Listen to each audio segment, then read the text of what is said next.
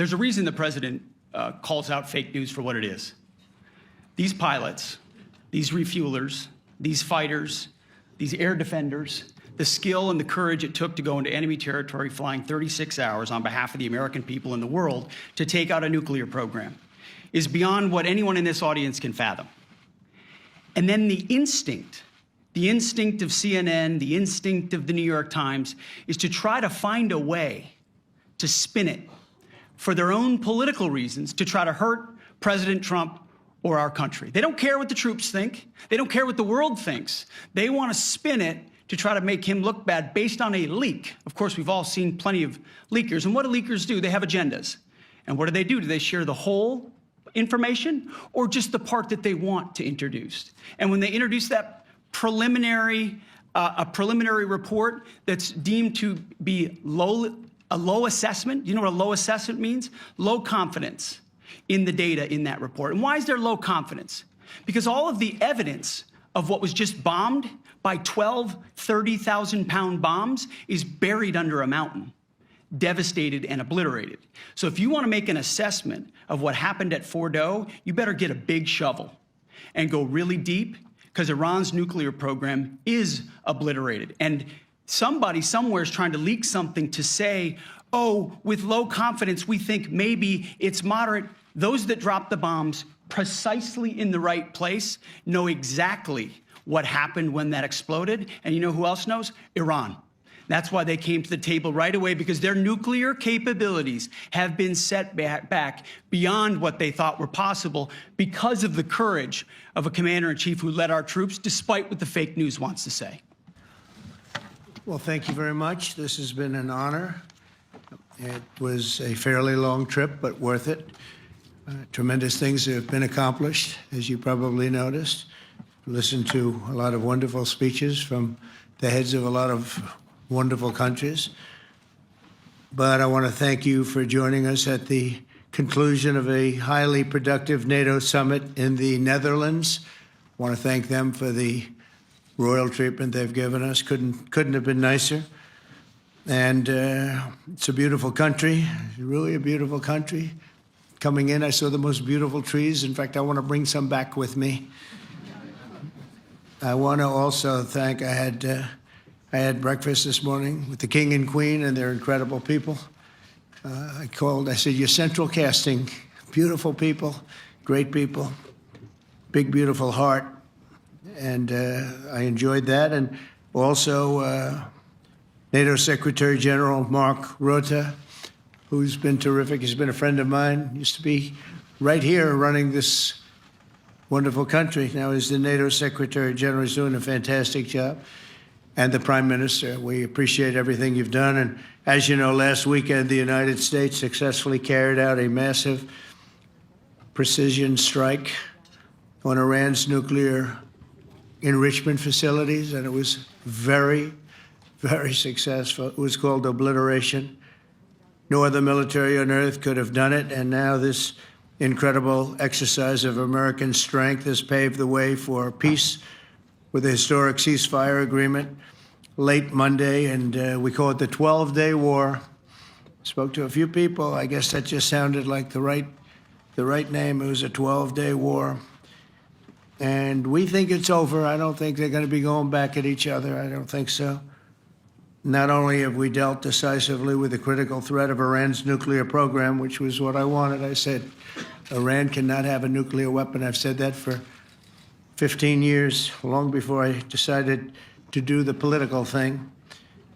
But we've also reasserted the credibility of American deterrence, which is like no other. The people at NATO said there's never been anything. You know, I rebuilt the entire military during my first term. And we have a great military. We have great generals. I got to know the good ones and the bad ones. We kept the good ones. Over the past 2 days, I was honored to participate in the NATO leaders meeting and also had extremely good individual discussions with the King and the Queen, Secretary General Rutte, and the Prime Minister. Great discussions. Very knowledgeable people. Major focus of our conversations at the summit was the need for other NATO members to take up the burden of the defense of Europe. and that included the financial burden. As you know, it was 2%, and we got it up to 5%. And they said, a couple of them came up to me, one in particular said, "Sir, we've been trying to get it up to 3% for 20 years, and we haven't been able, and you got it up to 5%. So they're going to be, most of them, I guess almost all of them, are going to be contributing now, 5%, a number that people are surprised at, but you need it today. The United States accounts for 2/3 of all NATO defense spending. And since I began pushing for additional commitments in 2017, believe it or not, our allies have increased spending by $700 billion. I said to people, you don't have any money, and a lot of them weren't paying. And so I started the process, and I picked it up as soon as I got back, which is 6 months ago. And following my election last November, almost all have accelerated plans to reach the 2%, 3%, 4%, and then ultimately, very quickly, 5%. And all of this is going to be done very quickly, almost immediately. You probably know this as well as I do. I'm sure they've been talking about it. It's really been a big focus.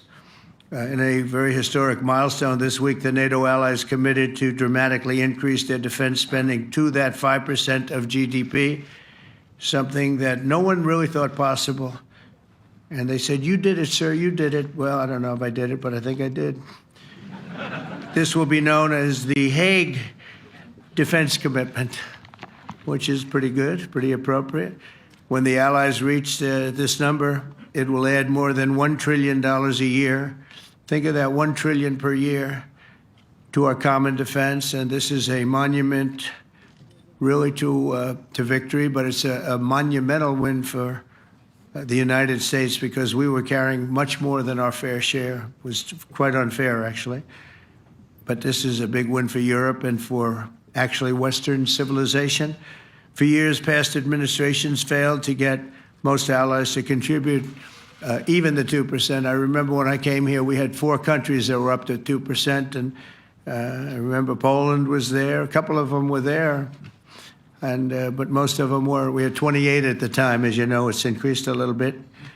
And they've agreed now to more than double their budgets in all cases. And Europe stepping up to take more responsibility for its security will help prevent future disasters like the horrible situation with Russia and Ukraine. And hopefully we're going to get that solved. Last week, they lost 7,000 soldiers, mostly soldiers. But they're also getting hit in Kiev. They're getting hit in some of the towns also. And that means life. Life is disappearing also in the cities and towns. Should have never happened, would have never happened if I was president. I said it 1,000 times. And it never did happen. It's never even thought about. But it's vital that this additional money be spent on very serious military hardware, not bureaucracy. And hopefully that hardware is going to be made in America, because we have the best hardware in the world. You saw that, where 14 missiles were shot at us the other day. And they were very nice. They gave us warning. They said, "We're going to shoot them. Is 1 o'clock okay?" They said, "It's fine."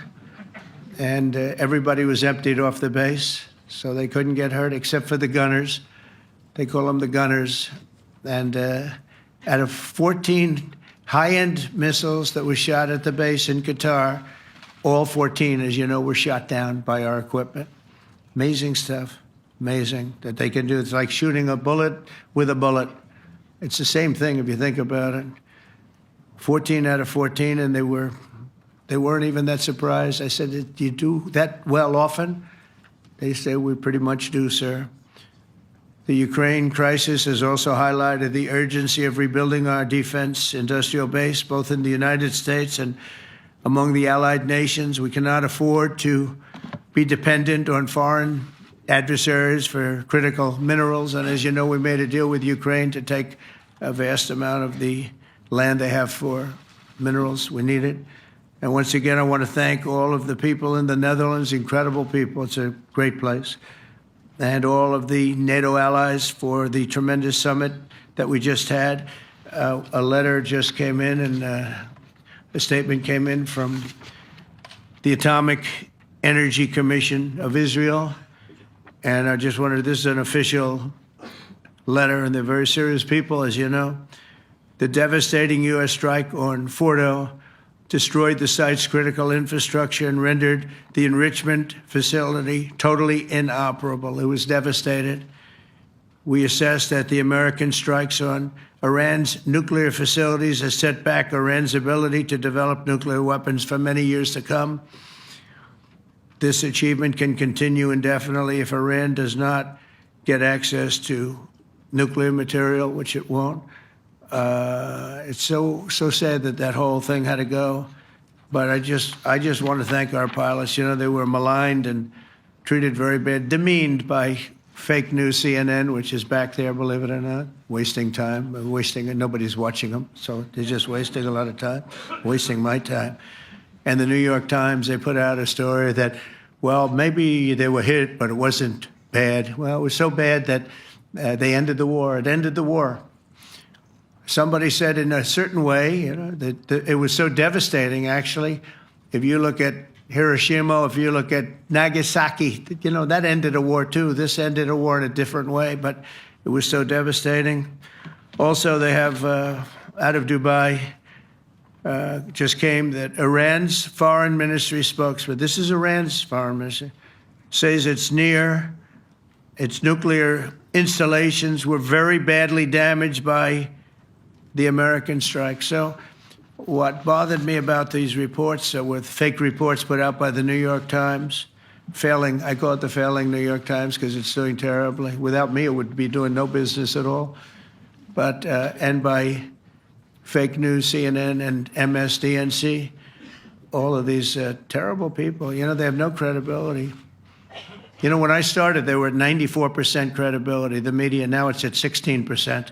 And I'm very proud of it because I've exposed it for what it is. But when I saw them starting to question the caliber of the attack, was it bad?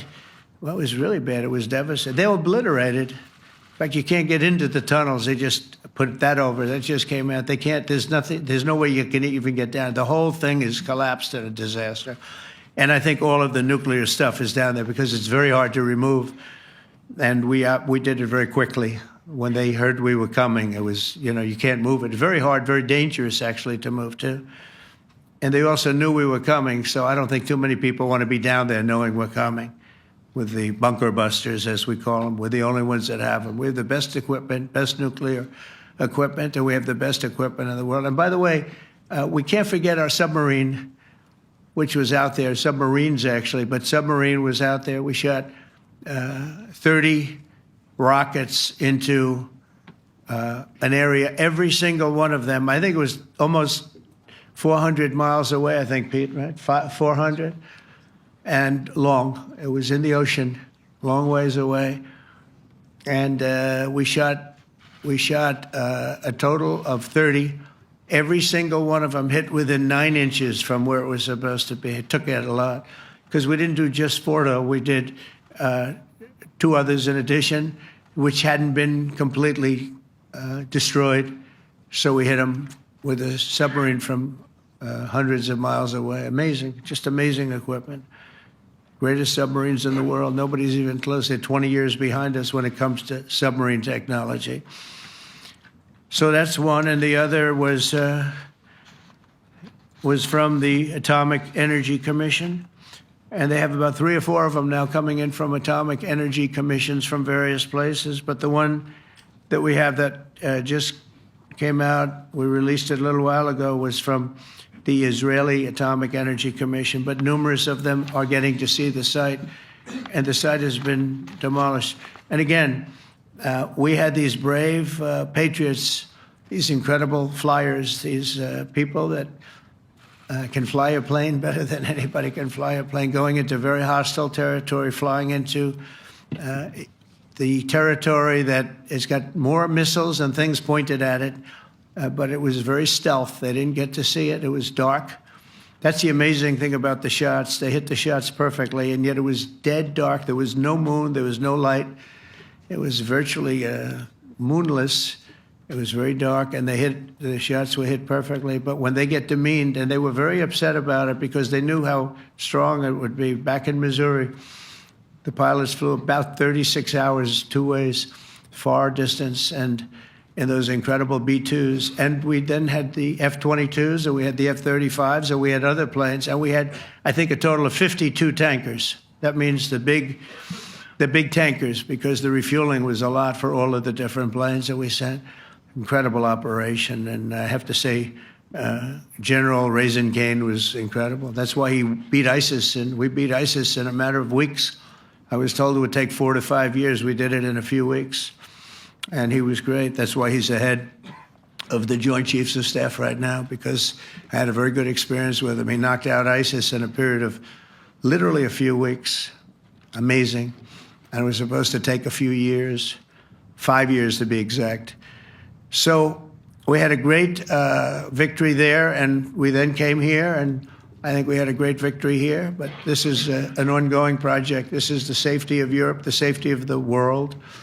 And they've raised it from 2% to 5%, something which nobody, and you're talking about over $1 trillion a year. So we're talking about a lot of money coming in from countries that were not paying nearly enough to be effective. So I have, as you know, Marco Rubio with me, and Pete Hegseth, Secretary of State and Secretary of War. Should we say Secretary? You know, it used to be called Secretary of War. Maybe for a couple of weeks we'll call it that, because we feel like warriors. It used to be called Secretary of War. In fact, if you look at the old building next to the White House, you can see where it used to be Secretary of War. Then we became politically correct, and they called it Secretary of Defense. I don't know, maybe we'll have to start thinking about changing it.